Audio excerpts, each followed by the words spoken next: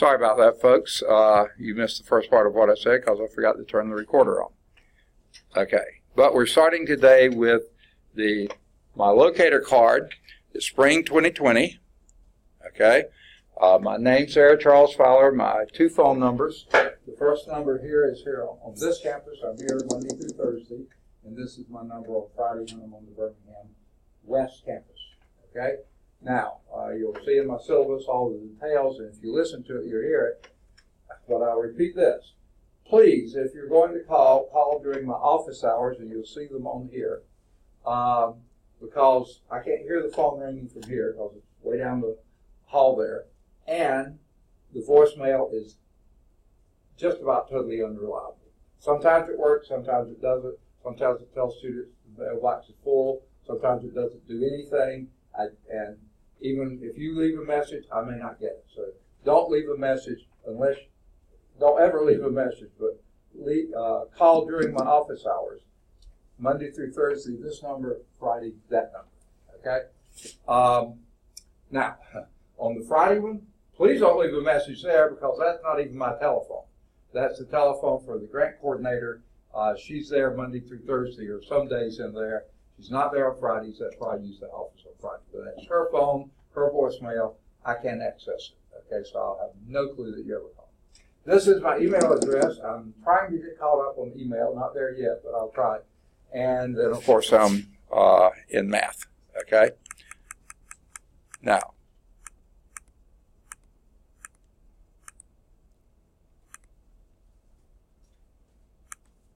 okay. This shows my whole week at a glance. On Mondays, I have the biggest number of office hours, 8 to 10 in the morning.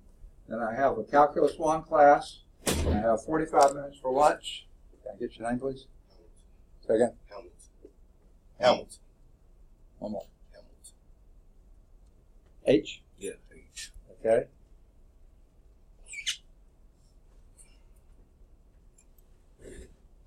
All right. Were you here last time? Okay. I have a Hamilton. Which one? Cordarian. Okay, got it.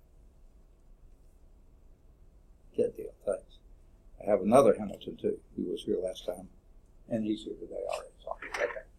Now, so Mondays, office hours 8 to 10. Calculus 1. Then I have about 45 minutes. I'm in the office, so those are office hours. I bring my lunch, I eat in my office, so you can come by and see me there. And I have Calculus 3 here, and then 15 minutes to swap out books, and then differential equations here. At 3:45 till 6 o'clock, I'm usually in the office. Okay? Biggest, total amount, number of office hours. Tuesday and Thursday, the days we meet. I'm in the office. I try to be there every morning by 8. Okay?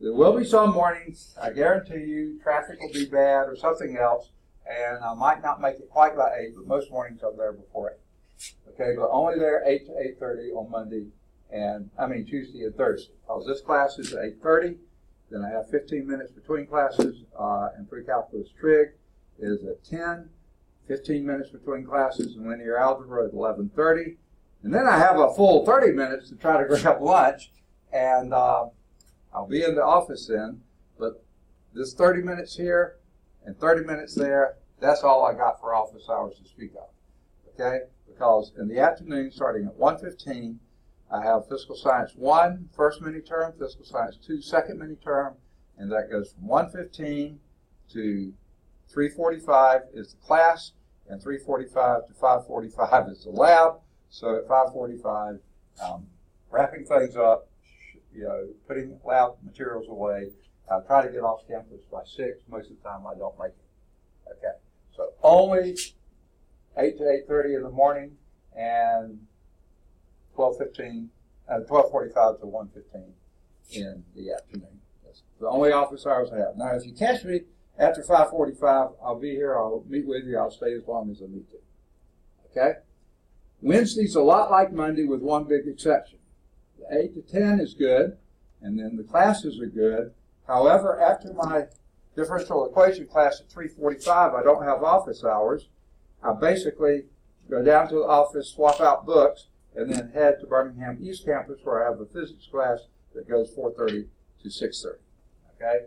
So tomorrow, my only office hours are 8 to 10, and then my lunch hour, which is 11:45 to 12, not even an hour, 12:30.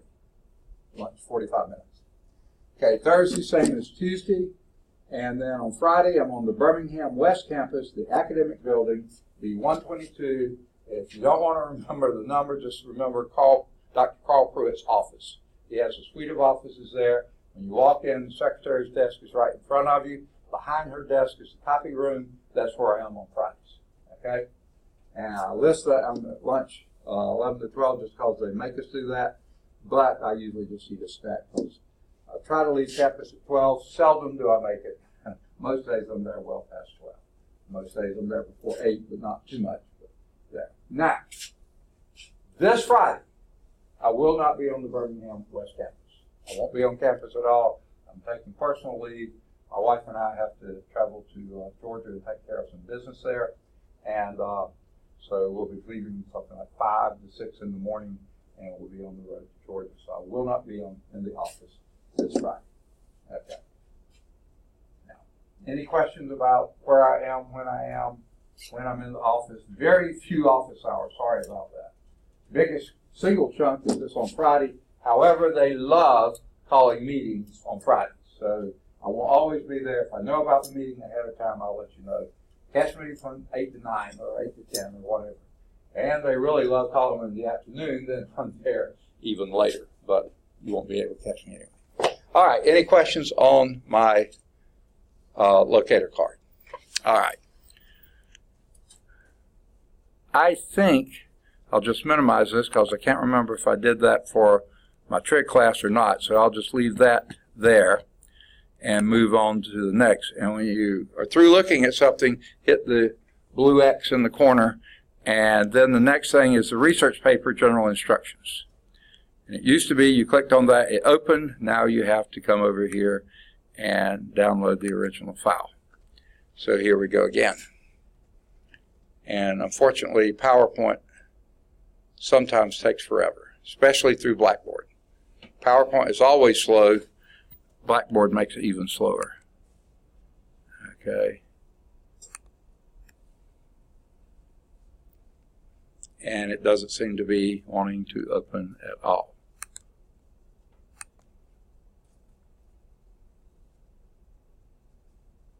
Well,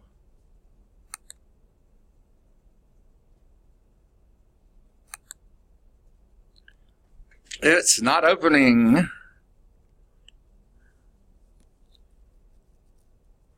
Let me try this. Sometimes if you yank its chain, it will finally do what it's supposed to do.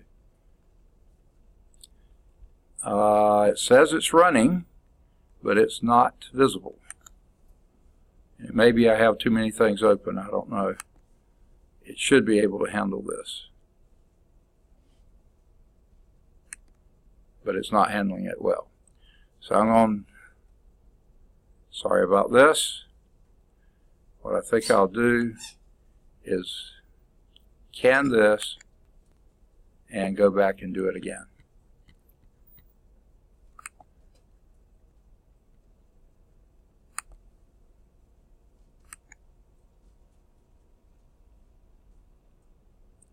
Excellent. Here it goes. We got it this time. All right. Sorry, this is taking way longer than I wanted it to.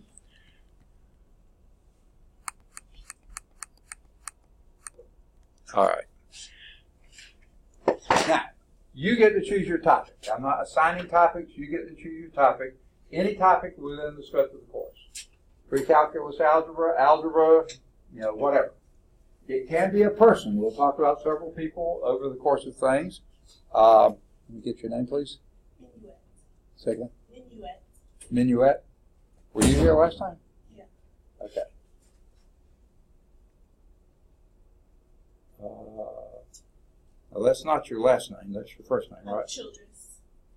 I just made my schedule. Say it again. Childress. Childress. Yeah. You sure you were here last time? Well, like last semester. Thursday. No. Okay, No. you weren't here Thursday. No. Okay, good. You just added the course, Yeah. right? Okay, good. All right, Childress. Okay. You go by Minuet, right? I hope I spelled it right. It's getting really cramped on the page here. Okay, now, we have a timeout and bring Minuet up to 3. What this little thing indicating here is that I'm recording the class. I record every class. Well, I don't record when you're taking a test, but that will be few and far between. All the classes I do record if everything works well, and it is so far. Okay, I recorded the last class, the one we had on Thursday, so you can go back and see and hear everything that we did, pretty much everything we did in class. It records everything I say and everything that's projected on the board. Now, you'll notice sometimes I talk to the board. I need to be talking to my computer because that's where the microphone is. So sometimes it may get a little dimmer, but I'm so loud I hope you'll be able to hear me, even if I'm talking at the board. Okay.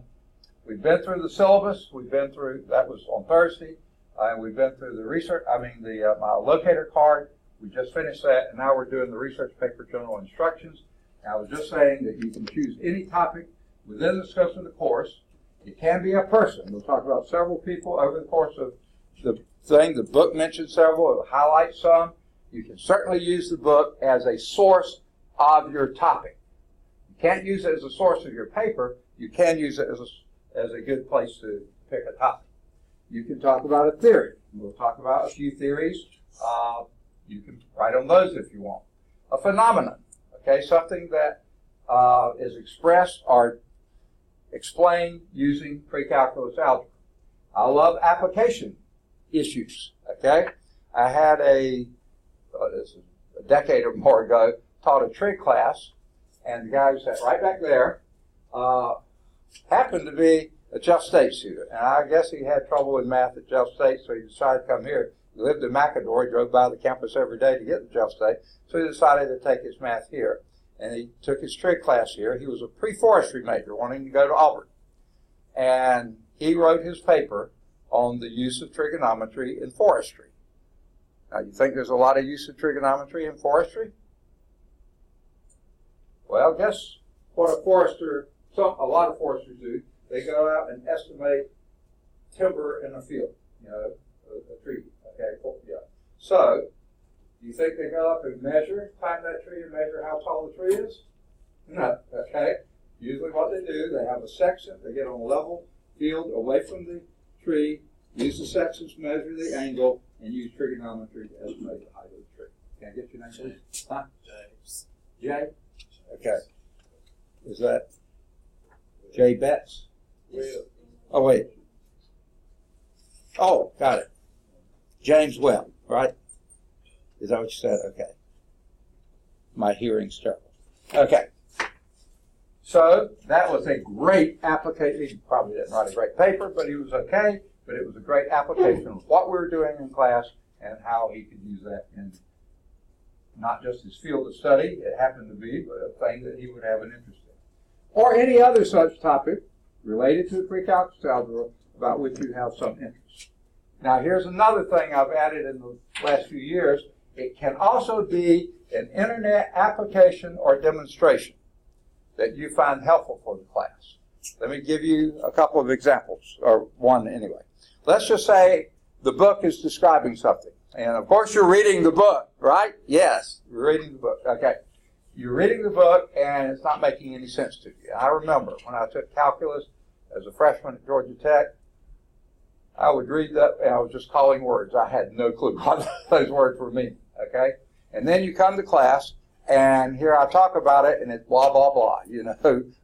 It's still not making any sense.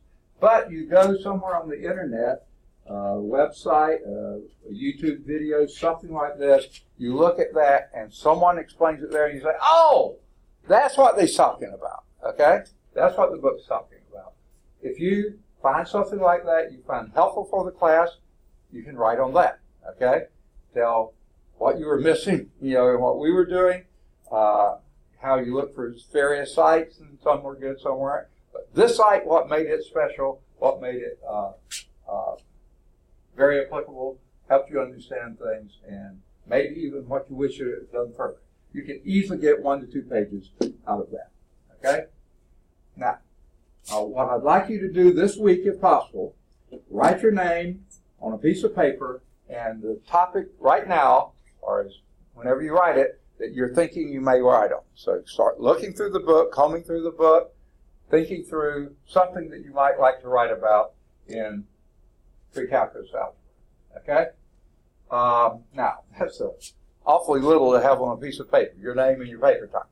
Now, you can always go back and change the topic if once you start looking into it, I have no interest in this, or I can't find enough about this, or I find way too much about this, something like this, you can change. That's all right. Okay? But write that on a piece of paper. Now, what I'm going to say now, has nothing to do with the paper, nothing to do with anything. But if you want to add something else to that piece of paper, you can give me your very best phone number. Now, I don't need this generally, okay? Maybe late in the term when I'm trying to find something from you, I might need it. But basically, this is for, and this happens not very frequently, maybe once or twice a year, I'll get an emergency phone call or someone actually come and bang on the door and say, look, lesson so's in your pre-calculus algebra class, the number in the system's not working, we need to get in touch with you. It's always going to be something to do with the college, not going to be another student. That way, if I have your number, I'll say, yeah, here's the number I've got for you. And then they can try to get in touch with you. Okay? That's the only reason we need that. Okay? Now, I'm guessing that very best phone number is probably going to be your cell number, right? Now, if there's a chance that cell, the battery could die, you could leave it in the car, in your book bag, and you left it somewhere else, or you got run over by a truck, or, the number changed, any of those things, if that could happen, and you do have a good backup number, like Mama's landline or something like that, if you want to give me that number, you can. You don't have to give me any numbers, okay? Or some of you may work, okay? And it may be at your work, they don't want you on your cell number, on your cell phone. So, in fact, they may prohibit that. But they will take incoming calls for you, especially if it's sort of an emergency. If you want to give me that number, that's fine. I can't think of any other numbers I could use. I don't need any of them. You can give me 0, 1, 2, or up to 3 numbers. Just tell me what they are, and that way, if we do need to get in touch with you, and again, it's only going to be on official business. I'll never give this to another student or anyone else, but if it is something official from the college, that'll be where I share it. So you don't have to do that, but if you want to, you can. Now, you'll need to find at least 1, but 2 or more or better, outside sources for your paper. This book is not an outside source. The book is a great source of ideas for the paper, but it's not a source for the paper. Okay? Now, what do we mean by outside sources? That could be any book, journal, newspaper, magazine, any kind of article that you could find in the library. Any library, our library here, or any library.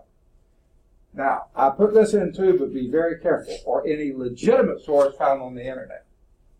Internet has to be the greatest thing created and invented and put together during my lifetime, because when I was born, there was none, and it's all happened then. It has to be the most incredible thing I've ever experienced. 2 big problems. I think more than half of what's on there is total garbage. Okay, that's a big problem. Second problem, sometimes we don't know which half. So be very careful with the internet. If you have any doubts about it, run it by me and I'll say, ooh, I've never heard that before. Don't know who this clown is. Yeah, I would say look and see if you can get something a little bit more reliable. Or, hey, yeah, that's perfectly fine. You see that all the time. That'll be a great source. Okay? With the textbook, it's not an outside source for your paper. It can be a source for ideas. Now, your paper must be at least 1 word process page of text. It has several things in it. First, I don't want it handwritten, of course. And I don't even want it typed. I want it word processed. Okay? Now, what do I mean by 1 page of text? That means if you do choose to have some format that has a header or whatever, you don't have to, but if you choose to, that's fine. and then you come down and have the title, and then you triple space and start typing right here. One page of text is going to go to the bottom of that page, and then on a second piece of paper, come down at least that far. That's a page of text. So it's going to be at least 2 pieces of paper. At least 2 pieces of paper. Okay? Now, I want it double spaced. This is single space, so that makes it so you don't have to write as much, right? It's also easier to read and easier to make marks on. Okay? I want standard font, 12 pitch, 12 point, whatever they call it. No 9 pitch point that I can hardly read, and no 26 that fills up a page with 4 words. You know, that's not going to work, so don't do that. So, but I don't care what font you use as long as I can read it, okay? Don't read Old English and Cyrillic and all those things, so don't get fancy with me. And don't make a lot of curly cues, just anything. Times New Roman, just for every word processing package is default. This happens to be Arial. Any good readable font will work, okay? Try to keep the paper less than 2 pages, okay? Now, that's not a requirement. That's just something. I don't want it to be that onerous for you, okay? So shoot for 1 to 2 pages of text, okay? Now, if you get so interested in your topic, which I hope you do, that you spill over into 3, 4, even 5 pages, if it's a good paper, I'm going to enjoy reading it. So there's no penalty for writing too long of paper. There is a penalty if it's too short, okay? Now, I've been doing this for probably close to 20 years, and I've taught, back in the old days we were on the quarter system, now we're on the semester system, so either 4 quarters or 3 semesters every year. Most of the time I've had between 4 and very few times I only had 4 classes, most of the time up to 8 classes, okay, a term. Generally the classes aren't quite this big, but you know, average probably around 15 or so students. So I've graded a lot of papers. Only this has happened, I can think of maybe a couple or 3 times, that someone decides they're going to replace quality with quantity. Don't do that, okay? I'll get a paper that goes on and on and on, but they've done a very poor job of making a good paper. And here's why I say don't do that, okay? When you turn in your paper, it's a 100-point paper, and then I start reading it. I can hear you now saying, well, don't read it. No, I'm going to read it, okay? And as I read, if I found errors, you're going to start losing points. So if you turn in a sloppy paper, you're going to lose a lot of points. And the longer you make that sloppy paper, the more points you're going to lose. So turn in good quality paper. Even if that's 3 or 4 pages, you're not going to lose many points because it's a good quality paper. I'll enjoy reading them, but I will not enjoy something you just read on and on and on, trying to impress me with how long it is without paying much attention to how quality it is. So please, that very seldom happens, but I don't want it to happen anymore. Okay? So there's no direct penalty for it being too long unless it's a really bad paper, and then you just are losing more and more points. Okay. Any standard format. Most of the English classes teach MLA, Modern Language Association. Fine with me, I don't care. A lot of scientific organizations like APA, which is American Psychological Association, they came out with a format early in the game. Everybody said, hey, how can you beat this? This is good. So lots of people use that. That's fine. I've been a member of several professional organizations. Seems like everyone has a little bit different format. I don't care which format you use as long as you are consistent. Okay? For instance, if you choose to block paragraphs, block all your paragraphs. Okay? Don't start indenting or indent this one to here and that one to there. I mean, that makes no sense. Don't change fonts in the middle of the paper unless it's for some emphasis that makes sense. Okay? Most of the time it won't. Now here's another one that I've seen, again, just occasionally, but I have seen it. Let's say you reference some source up here, okay? And you open parentheses and put the author's last name, comma, page number, close stuff. And then you come down here and reference another source, a similar source now, and you open parentheses and put the title of the article, comma, your publication. Hey, wait a minute. Same type source, why is it different? I think I know why it's different. Because this one probably used one format, and you just copied its format when you were referring to it, and this one may have used a different format, and you copied its format. Hey, you choose your format and be consistent with all your citations. Now, I know that a journal article will have a different citation from the newspaper clipping. That I understand, but when they're similar, please make sure you're consistent. Okay. Now, spelling, grammar, sentence structure, all those other things that would cost you in an English class, they'll cost here too. Probably not as seriously, but they will. They'll cost you points. But guess what? Just about every word processing package has spell check, doesn't it? Just about all of them have grammar check. Use them, okay? By all means, use them. And it sounds almost ridiculous for me to say this, but guess what? I get a lot of papers turned in that right at deadlines, and I can tell that they didn't even turn it in without spell checking or grammar check. Okay, please do. Use good proofreading, okay? I'll let you probably your English instructors and others have gone over that with you. But content also matters. To me, that's probably even more important than these things, but these things are important. So if you have inconsistencies in the content, you also lose points. I've had lots of papers on Pythagorean theorems, let's say. Good math topic, right? And a few times I've had it stated absolutely wrong, okay? I will pick up most of those kinds of things. I've also had when people wrote about a person. You don't have to do this, but people choose to do it. The first time they mention his name up on the first page, they'll put in parentheses the year of his birth, the year of his death. Pretty standard thing, you know, a lot of places do that.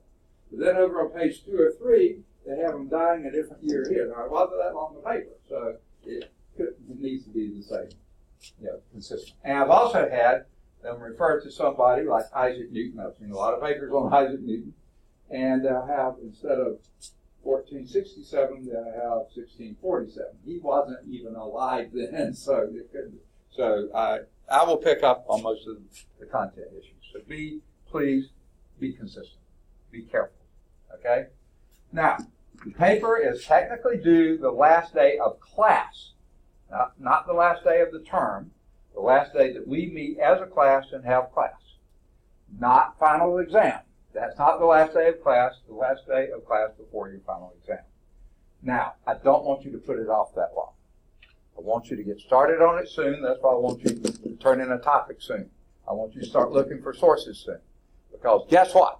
You'll never have more time to work on this paper than you do right now. How many already have topics and papers and quizzes and tests coming up? Not very many. I guarantee at the end of the term, they're going to be all over. Okay? So please don't wait till then. Okay? I'll go into all that. You will lose points if it's after the last day of class. Okay? Submit it then. That's the stick. Here's the carrot, though. If you submit your paper in the month of January, you get 4 bonus points just added to your score. If you turn it in the month of February, you get 3 bonus points. March, you get 2. In the first 3 weeks in April, you get 1. Because that 4th week in April, that's when finals start. So that's the carrot. Please get moving on this thing. Okay? Now, something I do that I don't think many other instructors do, when you submit your paper, please attach a single page from one of your sources. Now, I don't mean rip it off. I mean, if it's a book or a journal or something you got out of the library, take it over to the copy machine, copy me a single page. Now, you may have 3 or 4 sources. That's fine. Pick a source, any source, and give me 1 page from that source.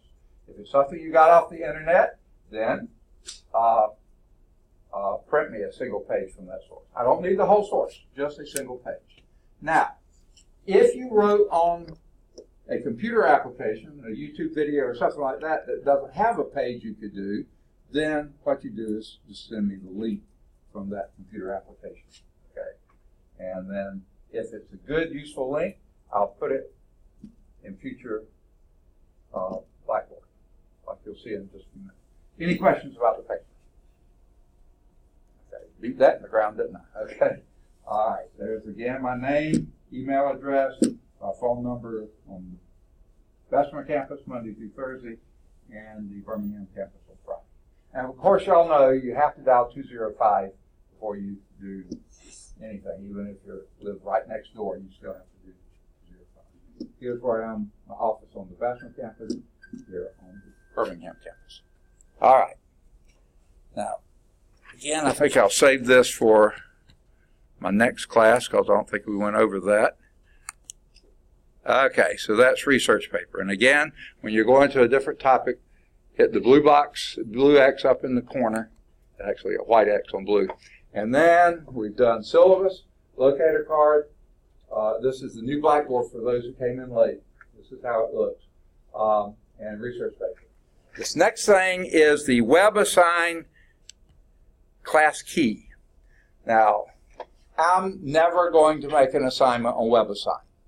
However, if you are using, and for those who weren't here before, go back and listen to and read the syllabus about Cengage Unlimited. If you're using that and you need a code to access your ebook or to access WebAssign, then this is the code. So I'm going to click on this, and this time it goes right to it. Now the class key, you don't need to do that. The class key is Lawson.al space 2500 space 848. That's the key for this course. Now what that does, besides giving you access to everything, you can then do anything. I've asked them to come up with sample problems and things like this for every section we're going to cover. If you don't find that the homework exercises from the book are enough, or you want the additional tutorial help, you can use WebAssign. Yes? Can you make that bigger? What's that? Can you make that larger? I will try. Where in the world is that? Yeah, I'll read it again. Lawson.al space 2500 space 8480. Okay? Or go to your Blackboard and you can see it. And if you can figure out a way to make it bigger, make it as big as you want. I don't see a magnifier down here. You press the back, the C pause, those three dots on the upper right. Okay. I don't think that does anything. If I were going to change it. No. Oh, okay. Oh, this right here? Yes. That's what increases. And then it's right there. Okay. Zoom right there. Okay.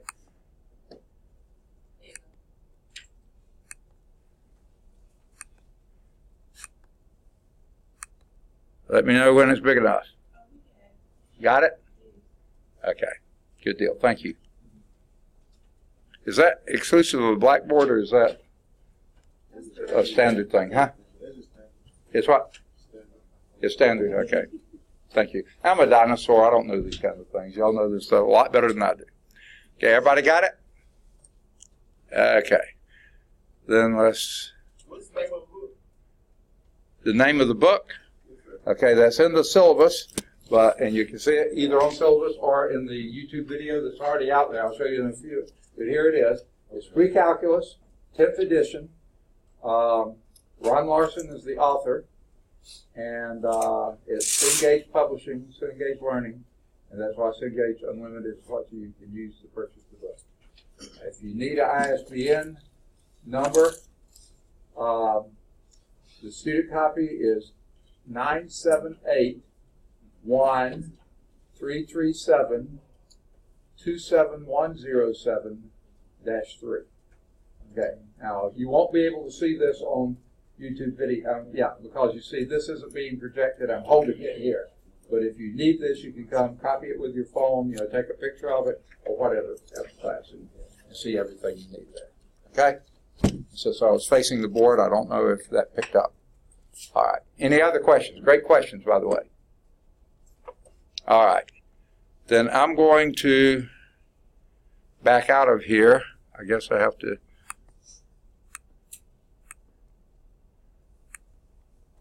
All right.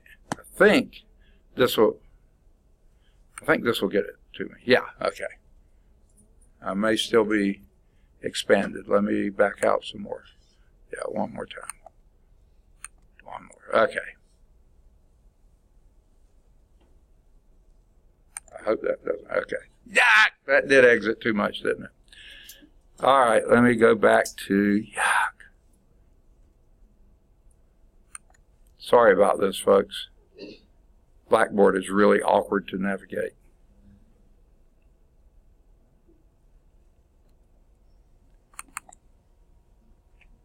I got to go through all this again.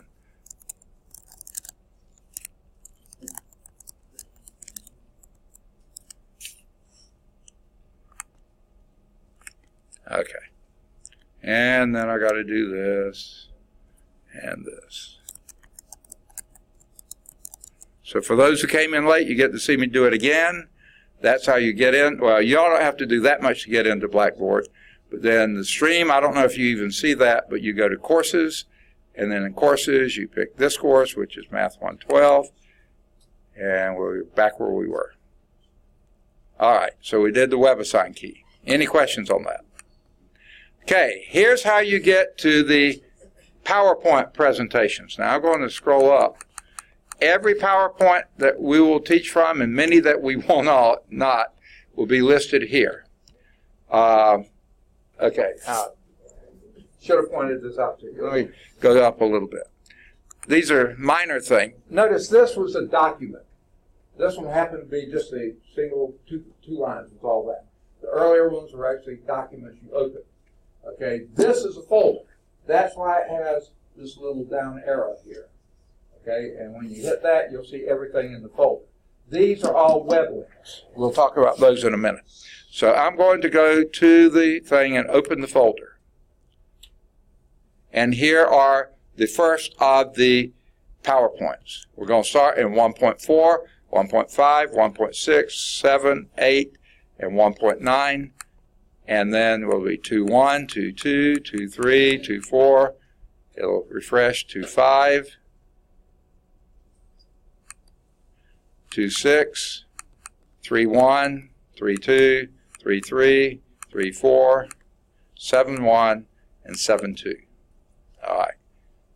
So you can, ahead of time, look at any PowerPoint you want to. You can print them. You can do whatever you want to with them. I usually keep this closed so it takes so much room. But that's all your PowerPoints. I'll be teaching from them. They'll show up again. They'll show up when on the YouTube videos, which happens to be the next tab here. Now you see this is a web link. This one, when you click on it, it goes straight to it. It may take a bit, but it's going straight to YouTube, and here's where it is. Now, the first class, the one we did on Thursday, is at the bottom. These that you see here are from last term. Now you might say, why do you have last terms on here? Well, sometimes things screw up, okay? The server may go down. My computer may die. You know, the one time it happened, they forgot to pay Screencast-O-Matic bill, so they cut us off, okay? So it could be we come in one day and I can't record anything. So I have recorded there what I did last term. So you always have the access. So this is Math 112 research from last fall. The class we had last time is down here at the bottom. Let me just do it this way, it's a little faster.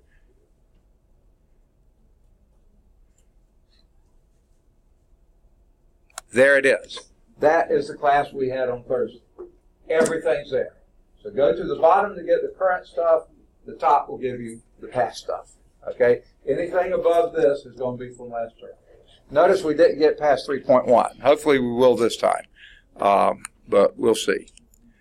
All right. So there's your YouTube videos. You can click on that and you both see the PowerPoints. You also hear me talk about it. This is a tablet PC. I will work out problems on it using an ionizing pen. It's all there. All there. Okay. Any questions on the YouTube videos? All right. Now, the rest of these are also web links that either students have found and told me they liked, or I found and I thought might be useful to you. Okay? Prof. Rob Bob, he is a little corny, but, you know, it seems like a pretty good series of video.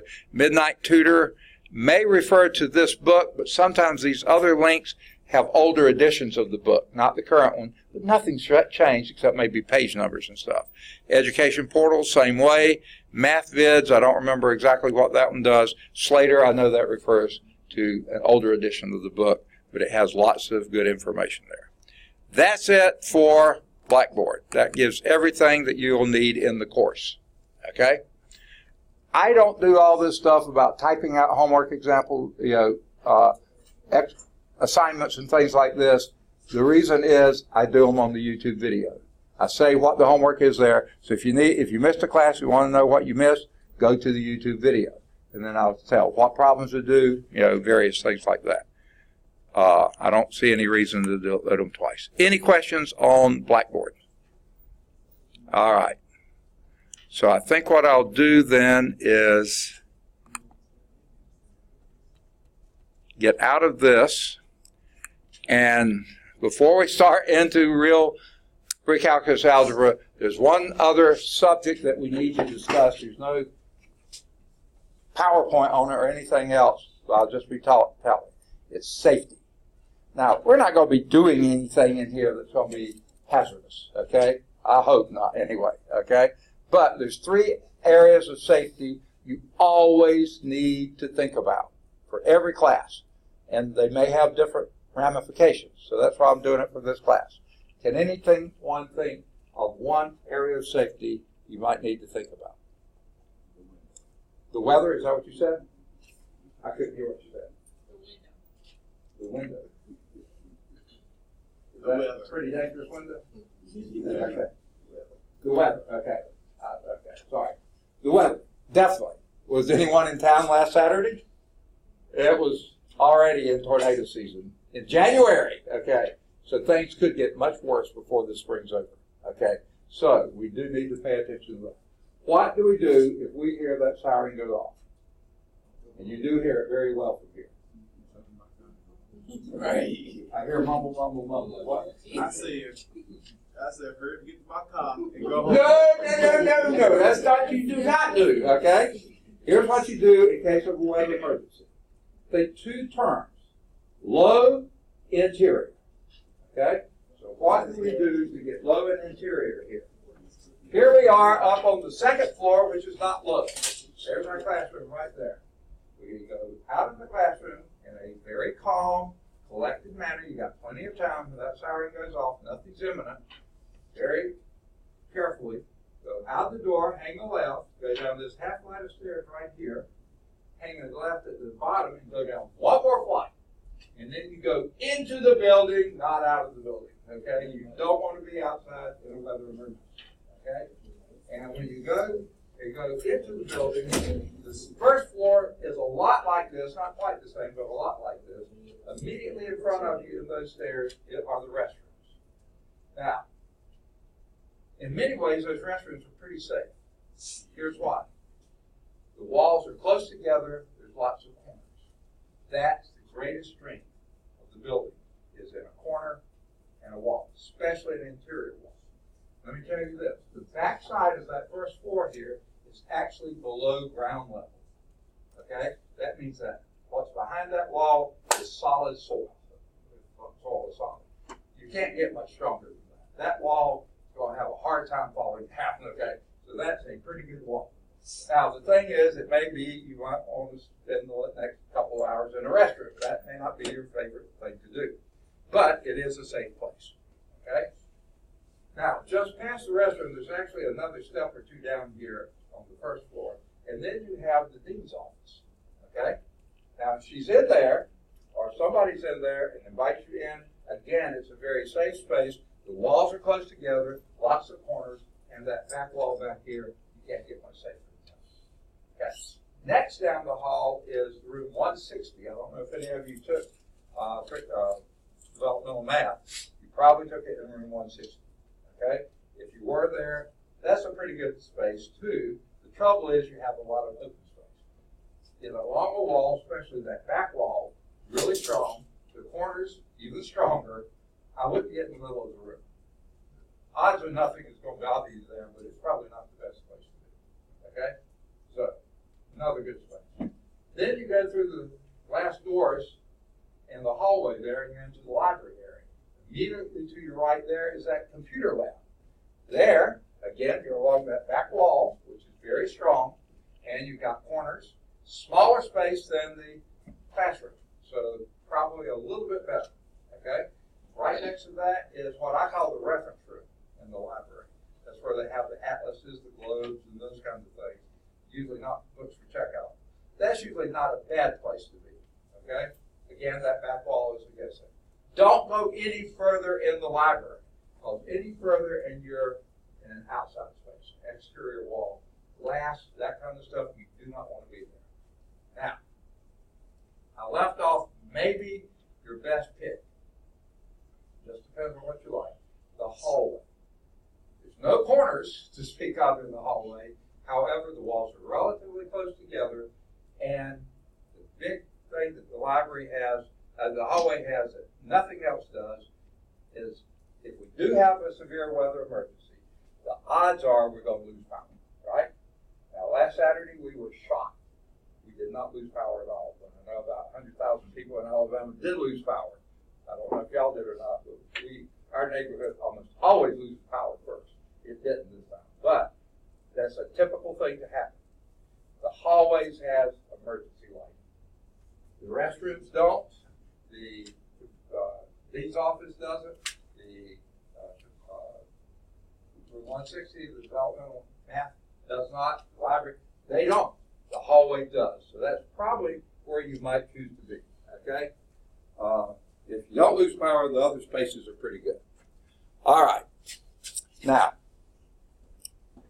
if that siren goes off, all of you look pretty healthy and able to move nicely. But what if you happen to twist an ankle playing ball or something like this, and you're on crutches or at least hobbling around?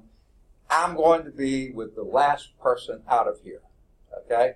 Y'all proceed out, being very careful, going down the stairs carefully.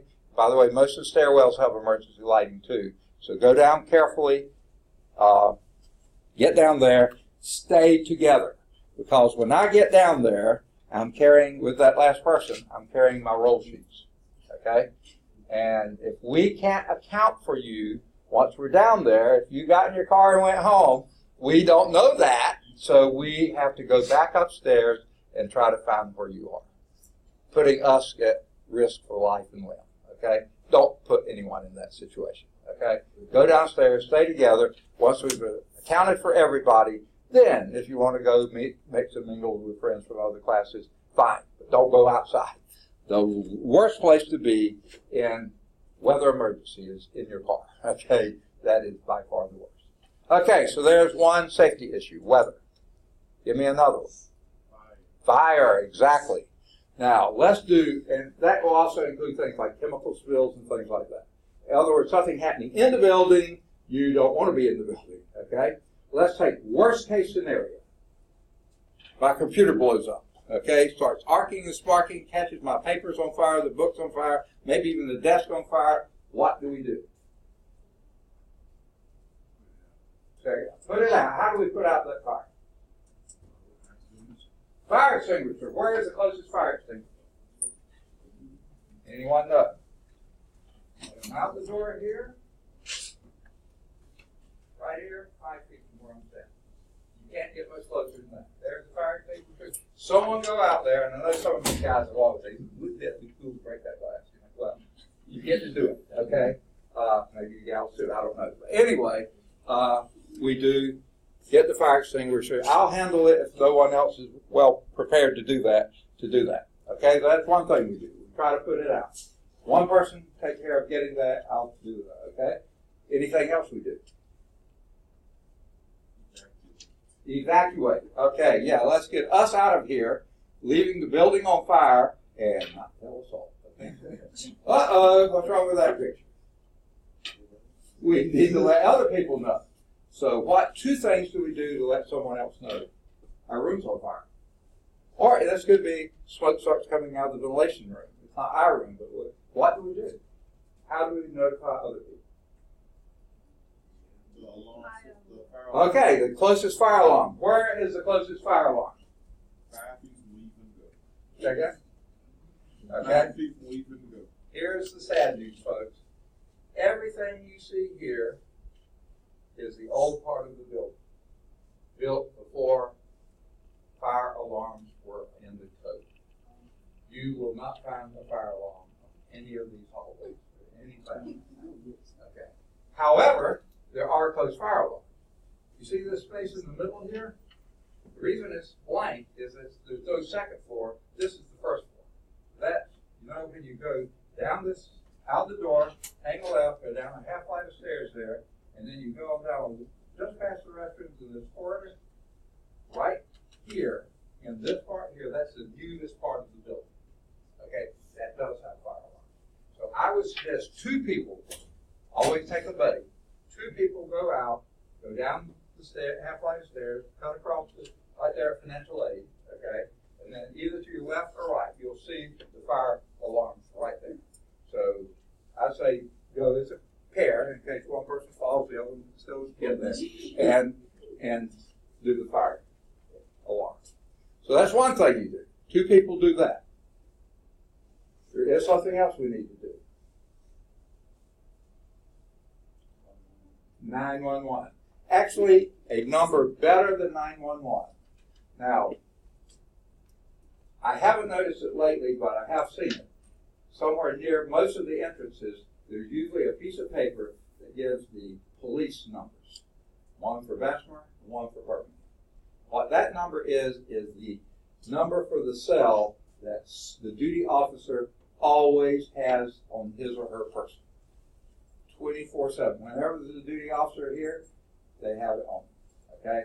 That is the very best number. So if you can get that number, put it on speed dial on your phone. Now, I don't bring my phone to class because I don't want it going off. I don't want to have to mess with it. I don't bring it to class. You do. I understand that. Put it as a speed dial on your phone.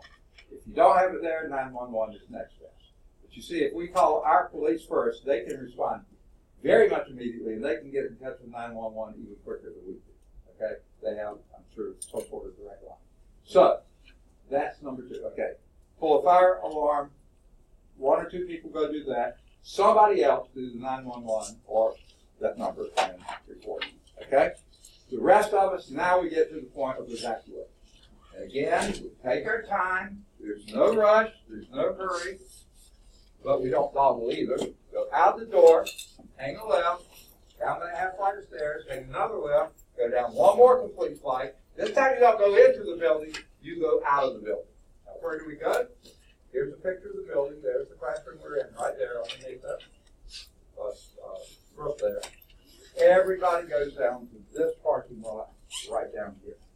Okay, and if I'm here putting out the fire, and whatever, if my roll sheet's still not burned, I'm taking it out there. And if we can't account for you, someone has to go back into a burning building and risk their life on it. So hang together, stay together. Once we get roll calls, account for everybody. Then, if you want to mix and mingle, you can. So don't say, hey, building's on fire, no more classes today, out of here. No.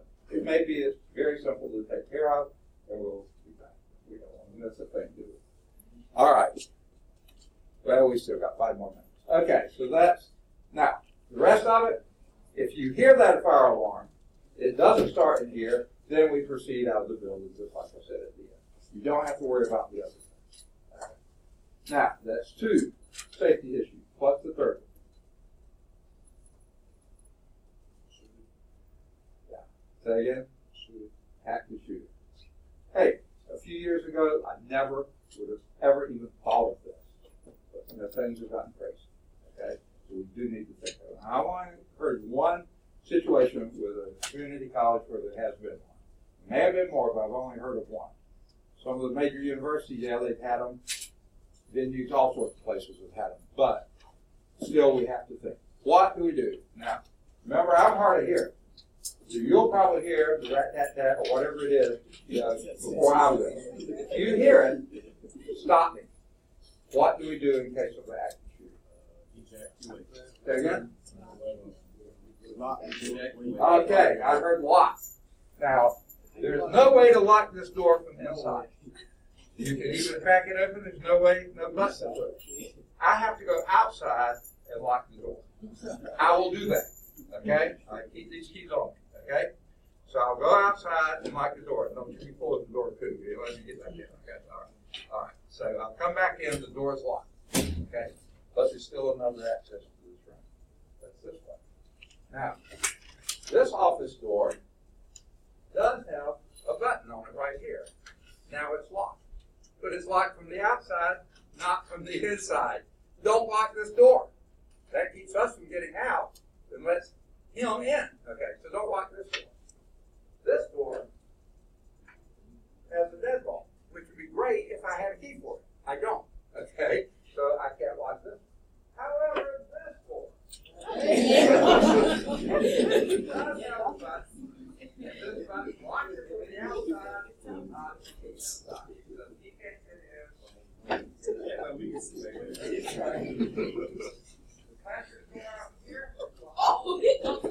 Okay, I'm doing it. I'm going to go close that door. It's closed right now, so that's fine.